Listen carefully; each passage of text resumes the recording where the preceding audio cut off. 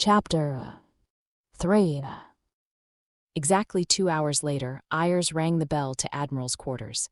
"Enter," Hackett said. Zara took a deep breath and entered the room. "What do you have for me, Captain?" "I've interviewed several of the crew and gone over all the relevant logs, sir." "Dr. Telos has also talked to young Miss McKinley." She handed Hackett an electronic pad. "Aaron said the 2 guards that should have been guarding the dock weren't there, so we pulled the duty roster. The 2 CSEC officers that should have been on duty, Andrew Smith and Bernard Jones, have a long list of disciplinary notes in their service jackets, sir. Such as, drunken on duty, going AWOL, gambling problems, the list goes on, sir. That's a start." "But why didn't anybody notice the difference in weight?" The barrels were brought in on a pallet, carried by a crane and a pallet trolley. Serviceman Kepler was the first to manually handle the barrel. Why wasn't the barrel filled with fuel? Jones and Smith were negligent in their duties. They only filled 7 of the 8 barrels. Hackett studied the electronic pad and there was an awkward silence. Then he turned to Ayers. "Where is our young stowaway now?" Dr. Telos gave her a checkup and now Lieutenant McKinley is with her in the mess hall. "They've bonded over sharing their last names, sir." "Good. Now, what do you suggest we do with her?" "Well, her home situation is clearly horrible. We need to do something about it, sir. I could call Captain O'Neill, sir. His family lives on the Citadel and his wife is well connected there." "Her name is Larsa T. Gallo." Hackett nodded with approval. He had met T. Gallo during a visit to the Citadel. She owned a bookstore and was the president of the Union of Shopkeepers for Zacharia Ward. "Do it. Dismissed, Captain." "Aye, Admiral." She saluted and walked out of the room. SSV Ain Jalut. 11 days before the Reaper. War. Ain Jalut was on patrol near the border of Citadel space. After delivering Admiral Hackett to Arcturus Station, they had transferred Aaron to the MSV Johannesburg. There, they had been greeted by some familiar faces. After serving jail time for smuggling, the crew of the MSV Xenos had been in need of a new home. Their old one having been rammed into a collector cruiser, and they had found it on the Athabasca-class freighter known as the Johannesburg. 3 times as big as the Xenos, it was a major upgrade. But more importantly, she was headed towards the Citadel. Once she got there, T. Gallo would make sure Aaron landed on her feet. With everything back to normal, Claudia Sanders could get back to projects she had been working on. Ain Jalut had been designed to be the most advanced ship in the fleet. And to keep it that way, you had to come up with upgrades, which was exactly what Claudia had been doing. She was in engineering, welding a power conduit, when a rather off-key rendition of John Denver's Country Roads broke her concentration. Claudia sighed. "Singer's at it again." "Not unless he's suddenly turned into a female," Private Barnaby said. When Barnaby wasn't busy being a Marine, she worked in engineering. And she was right. The voice was female. Leaving engineering, she entered the cargo bay to find Dr. Telos working on a piece of medical equipment. She was wearing headphones connected to a digital music player. "Need any help, Doctor?" "No, I'm just calibrating this scanner." "Okay, you know where to find me if you do." Sanders went back into engineering and burst out laughing. SSV Orizaba. Admiral's quarters. Stephen Hackett watched as Arcturus Station shrunk in the window. His quarters aboard the Orizaba were big. At the moment, he was in his office. But there was also a bedroom with an ensuite bathroom and private escape pod. Located next to the CIC, it was the most luxurious setup on the whole ship. The intercom came to life, Hendricks to Hackett. Lieutenant Commander William Hendricks was the Orizaba's executive officer. Another find from the civilian fleet, he had been a captain like Thomas Rodriguez, so when he had made XO in record time, Hackett had not been surprised. "Go ahead, Commander. We're ready to jump to the rendezvous point, Admiral. We'll be there on schedule." "Also, the paperwork won't arrive for another 2.5 hours, but the Einstein's engine problem has been solved, sir. I know her chief engineer. She'll be there for the war games, Admiral." The Fifth Fleet would spend the next 10 days running war drills near the border of Alliance space. "Good work, Commander. Hackett out." The ship went into FTL. Orizaba was not the only ship going into FTL. Dozens of ships were on their way to the war games, and with all that traffic, nobody noticed the one ship dropping out of FTL. MSV Frankenstein was aptly named. Her owner, Victor Alexander O'Connell, had built his ship using whatever parts he could get his hands on. His crew of 16, counting him, was also a mix of species. Quarian, Batarian, human, or whatever else, O'Connell didn't care. Frankenstein was coming to Arkshire Station with cargo bays full of food. She would deliver them, but then nobody would ever hear about her again. MSV Frankenstein was about to vanish. The Citadel. 8 days before the Reaper. War.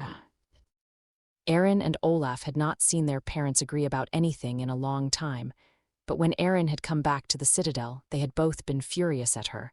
They had both yelled at her. Fortunately for Aaron, their peace had not lasted long. Because once the anger phase was over, the blaming started, so they had gone back to yelling at one another. That had lasted for about 30 minutes. After that, Uncle Epal had arrived. He had told Aaron and Olaf to pack their stuff and come with him, so they had. Not that there had been much for them to pack.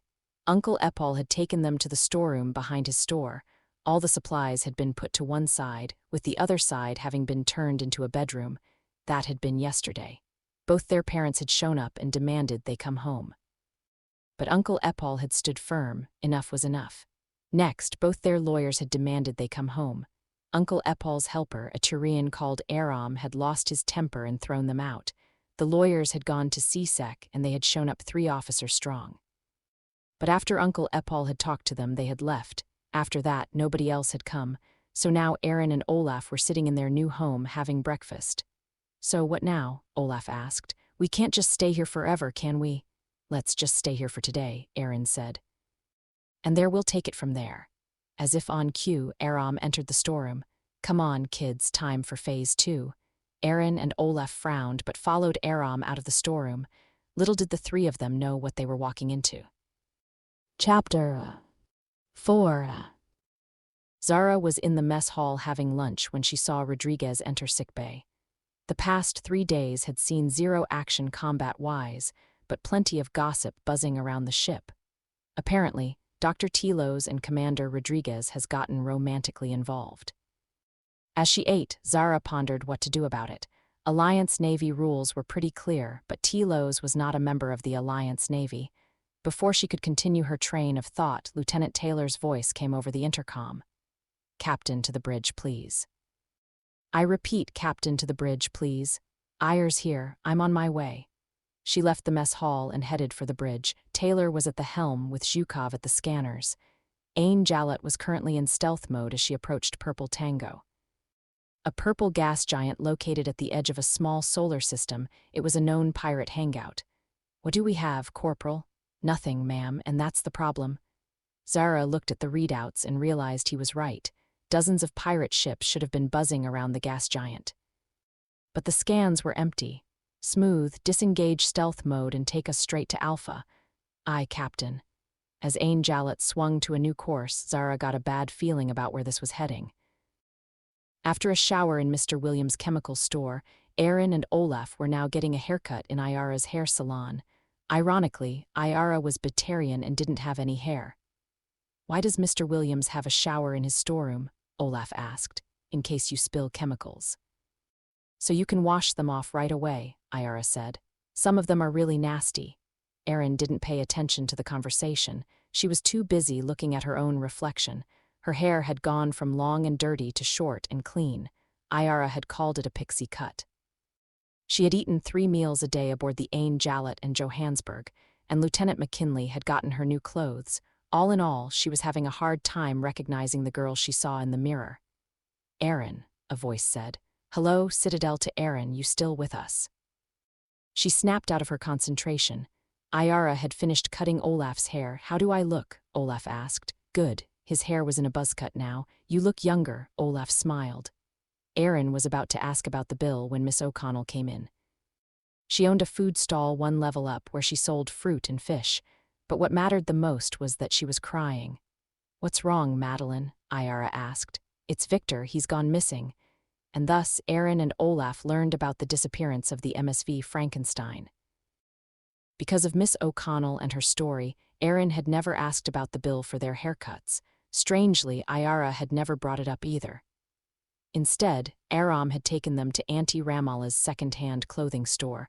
Like Uncle Epal, Auntie was an Elker, she had given them new clothes.